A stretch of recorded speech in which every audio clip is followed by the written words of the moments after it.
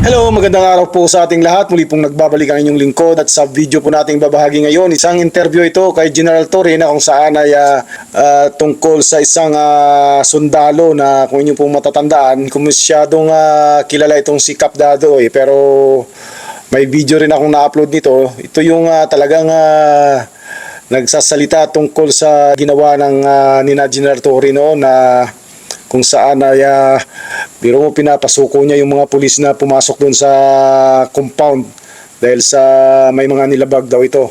At yun nga, binalikan ito ni General Torre ngayon at mukhang kinasuhan niya ito ng inciting to sedition na ayon sa kanya ay maraming nilabag itong si Clemente Enrique o aka Captain Dado. So yun. Bago natin pagpatuloy ang pagbabahagi nito, kung hindi ka pa nakapag-subscribe, i-subscribe na natin itong channel na ito at isama mo rin ng notification bell para magbigay update sa inyo sa tuwing tayo mag-upload ng video.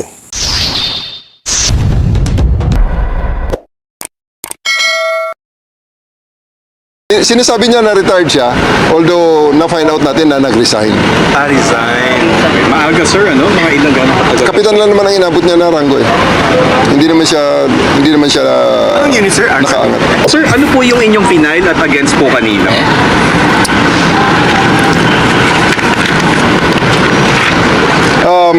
Today I filed a case of inciting to sedition in relation to the cybercrime law Versus kanino po? versus kay Clemente Enrique alias Captain Dado, more popularly known as Captain Dado. Specifically, ano po yung mga Today I filed a case of inciting to sedition in relation to the cybercrime law versus kanino po? versus kay Clemente Enrique alias Captain Dado, more popularly known as Captain Dado. Specifically, ano po yung mga nagawa po niya para sa kasong ito? Actually marami, kaya nandito sa complaint affidavit ko, napakaraming instance na calling for sedition against the government. And even during the time when I was the regional director of Davao during the Hunt for Kibuloy, siya yung nanawagan na ang lahat ng mga pulis at sundalo ay sumurrender sa local government na naka-unload ang mga baril, naka-point downwards at i-abandona na ang trabahong inuutos ko at ginagawa namin. Inciting to sedition, si Presidente po ba ay binabanggit niya at kasama po dyan? Kasama sa kanya mga binabanggit at pinabababa at gusto niyang pabagsakin ng gobyerno. So, in a democracy, lahat naman may karapatan na mag-express ng kanilang mga hinaing. That's the beauty of democracy. Pwede kang mag-express na yung opinion. However, there are limitations. It should be made within the bounds of the law. Kaya sa ngayon, ang response natin dyan sa ating mga nakikitang paglabag ay i-file ang kaso sa DOJ so that they will have their day in court. They can make their counter affidavit. You can give their counter affidavit sa ating DOJ at pag ma-resolve na at iangat sa korte sa paglilitis, they can have their day in court. Sir, as CIDG as an office or personal po ito? I'm representing myself in many instances at kasama rin ito sa aking pagiging chief ng CIDG. Okay sir, just to elaborate, ano yung mga instances po, specific instances, sinabi, mga instances, occurrences nitong si Captain Dado? Yeah, napakarami. Gaya ng mga sinabi ko.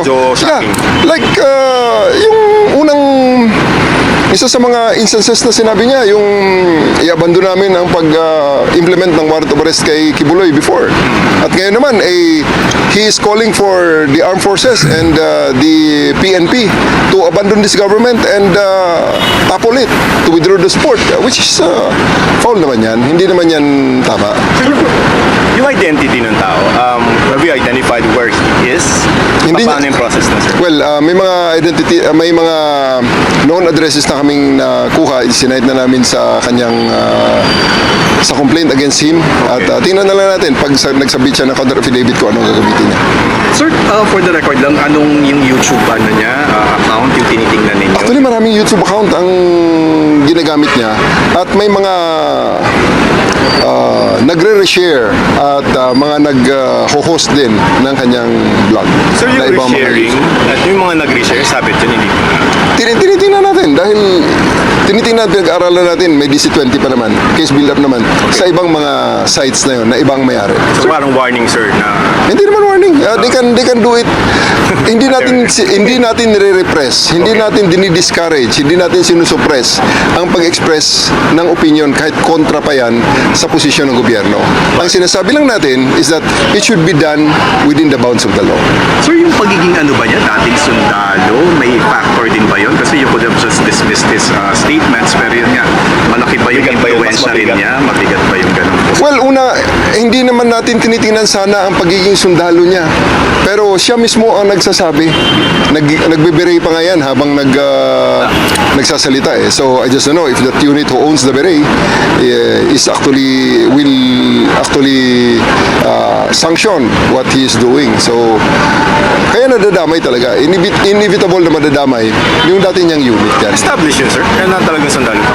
Yeah, dati sundalo. And sinasabi niya na retired siya, although na-find out natin na nag-resign. Resign. Maaga, sir, ano? Mga ilang gano'ng katagal? Kapitan lang naman ang inabot niya na ranggo eh. Hindi naman siya Anong unit, sir? nakaangat. We know ano yung Ayun, atin pong napanood ang kabuuan ng ating ibinahagi at kung nais mong magbigay opinion, komento o reaction, i-comment lang sa comment section sa mismong video na ito. Maraming salamat po sa patuloy niyong panonood. Mabuhay po kayo and God bless po sa ating lahat.